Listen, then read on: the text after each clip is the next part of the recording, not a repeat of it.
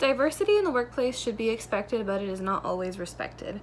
A diverse workplace offers more than just exposure to employees from different cultures and backgrounds. Employees learn from coworkers with different work styles and whose attitudes about work are unlike theirs.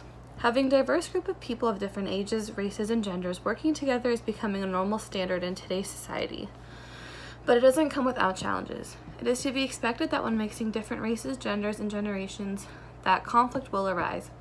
People hold certain stigmas about other types of people, which lead to racism, ageism, and sexism, none of which should be tolerated in the workplace.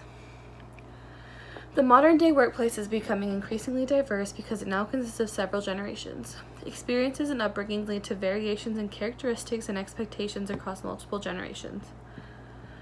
For example, the baby boomers were raised with the traditional structured family during the education and economic expansion.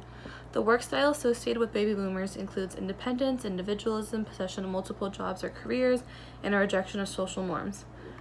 But on the other hand, we have millennials who often gravitate towards group activities. They are intrigued by new technology and are far more racially and ethnically diverse. The communications accommodations theory suggests that people of different generations may communicate in ways that favor their own age group and not the age group of others. Each generational group is unified by a similar mindset due to each generation having a unique set of values, ideas, and culture due to similar experiences. In the workplace, millennial employees tend to be more assertive, and they have a desire to be heard and work in transparent organizations with clear goals. People often determine their own self-worth by comparing themselves to others. Working for someone who is younger can raise questions about an employee's own drive or talent and can also make people question the skills of their leader. When you add two of the isms together, it becomes the perfect mix to start problems. In the eyes of an older person, for example, a young person of color or a young woman may not be perceived as qualified for the job, and so they must have succeeded due to reverse racism or the need to be politically correct. Even when employees who have such isms accept the qualifications of a leader, it is critically important that the leader remembers that this could very well be the first time in his or her employee's career that they have heard the word no from a woman, someone of color, or someone who is younger than them. Discussions of racism, sexism, and ageism must be handled with extreme care and sensitivity. These are all issues that could go to the center of what people believe and how they were raised.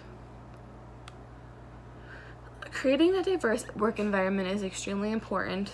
It is an extremely important move that all organizations must make, including the Ventura County nonprofit sector. One way to ensure an organization is diverse is to strictly follow US EEO policies. When the organization begins to implement this policy, they should give each staff member a copy of the policy. If these new policies are being mandated as a result of a previously observed interaction or behavior, you should address the issue in question and explain the actions you are trying to prevent without revealing any identities. Take time to schedule special training with management or people in higher positions so they can understand their roles and learn how to prevent illegal treatment of others at your organization. Inform your superiors that retaliation is illegal, and there will be repercussions if someone takes action against an employee for filing a complaint.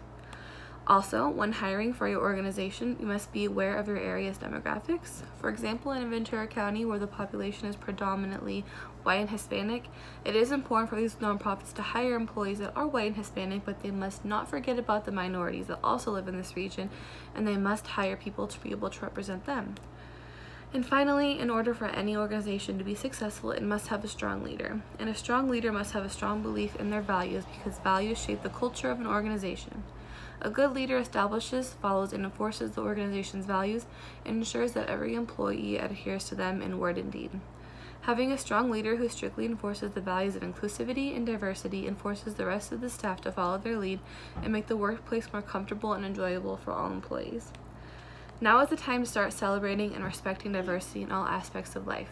People should feel safe and welcome at the organizations that they work at, and corporations and nonprofits alike must take the proper steps in order to provide a safe workspace for all employees.